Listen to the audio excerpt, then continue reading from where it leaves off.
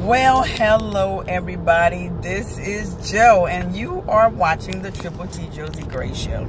Well, first of all, let me say to you all, I am so apologetic. It has been, what, 3 weeks, I think, since you've heard from me? Well, let me tell you why. I am now married. Yes, I am. I'm legitimate. I'm legal. Yes, I'm married. So, those 2-3 weeks before the wedding, which just took place on April 8th, were something else. Well, I want to tell you a little bit about that, and there's a lesson in this, so stick with me. I am so blessed to be able to say that the wedding is over, and in spite of the stress and the strain and the planning and the challenges that took place during the wedding, because you know how it is when you plan for something and you have it all laid out and you have it all written down and you have it all set up. You've told people what needs to take place, etc. And then whether it's business or an event, or it's ministry, or in this case we're talking about a wedding, or whatever the case may be, something in the community, in a church, wherever you're having something and you have a plan. Well, what do you do when what you planned doesn't go as planned? Well, I tell you, it's been interesting because I've had so many people to say how wonderful the wedding was, and I had some people to hug me 7 and 8 times, some 3 or 4, in tears and crying and saying how blessed they were and how they were impacted, how they could feel the love between myself and my husband, and even how the atmosphere was and how they enjoyed themselves. They had so much fun, and they've never experienced a wedding like that in their lives, and I promise you I'm not exaggerating, which is what we were hoping and praying for. Josie, being who I am, I still saw what didn't happen that I planned to have happen, and what was scheduled that didn't work. So for a few weeks, I was kind of having a little bit of fit and pouting a little bit because there were things that didn't take place.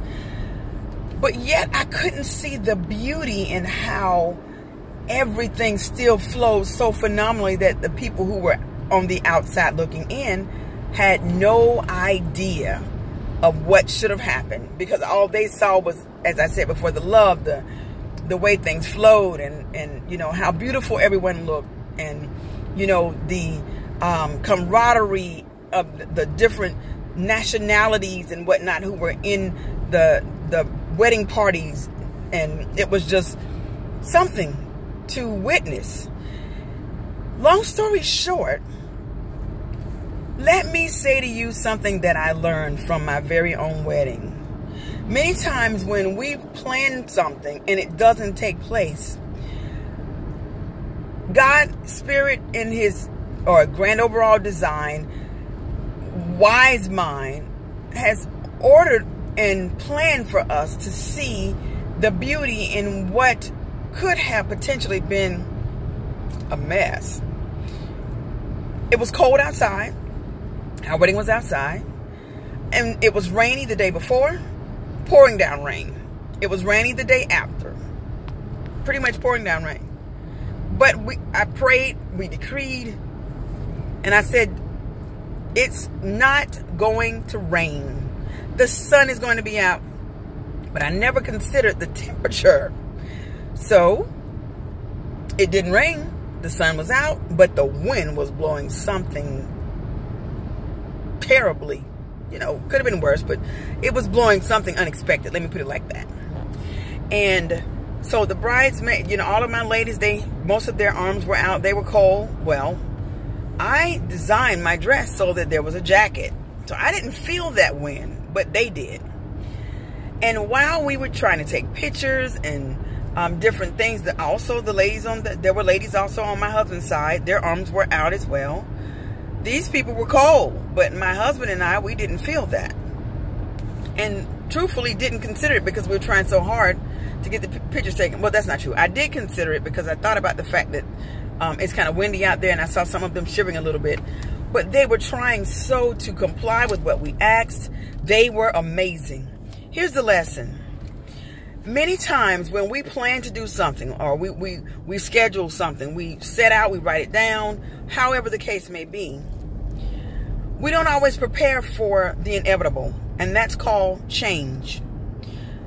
Most times, change takes place when we have absolutely nothing to do with it. And when change happens, it could be a change of plans, or it could be a change of venue. In this case, it was both. And in the fact that those changes took place, it threw a lot of things in my mind off. But yet the people who were on the outside looking in, they had no clue. They thought that it was just perfect the way everything went, that it was just totally designed wonderfully. It was decorated beautifully. They thought everything was totally in order. I want to say to the person who is trying to start that business, or is trying to start a ministry, or is trying to create a new idea, or is trying to design a new a dress or a suit or some type of attire, or design some type of product, whatever it is, please understand that change, or the unexpected, shall I say, when the unexpected happens, it does not mean that you failed. It does not mean that you didn't accomplish what you set out to. It may not have been the way that you intended it to be. But I think it was Denzel Washington say, when you fail, plan to fail big. We try to control things, and we try to, put things so we can handle it, and it can be just perfect in every aspect. That's a desire to control things. And let's be honest, none of us can. None of us can control anything in our lives when it comes to something major and something, a great leap of faith or hope and trust that we may be leaping out on. A limb, some people call it. The point is, I want you to remember that you have an opportunity to leap and make a big leap, or to take a step and make a small step. You can take a big leap and something doesn't happen the way you expected, and you can consider it failure, or you can consider it success, but not on the level that you planned on. Or you can take a small step and feel good about it because you accomplished what you wanted. But on the flip side, what if you had taken a bigger chance? What if you had taken a bigger opportunity to maximize what you were doing, that effort, that time, that energy, but you chose to kind of scale back a little bit out of fear? This is Joe. I want to say to you, when everything happened with my wedding and everything, I really had very little to do with the planning.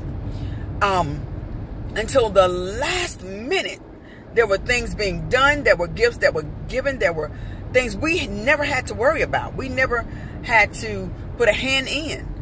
But on the flip side, in the end, we stepped in and we started making things happen the way we wanted it to happen.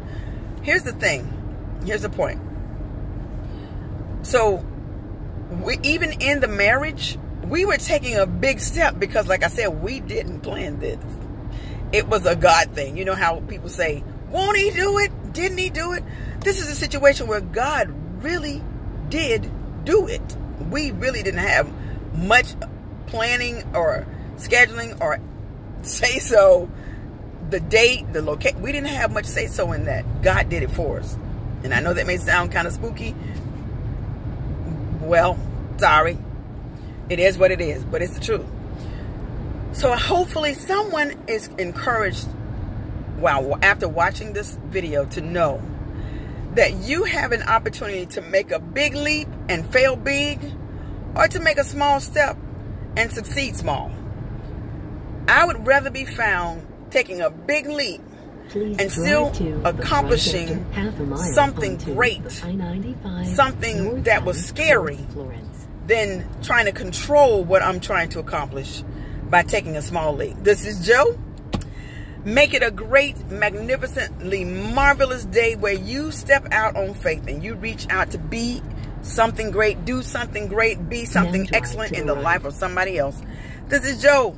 Yeah, this one's kind of long, but you know what? Hopefully it's worth it. Have a magnificent one.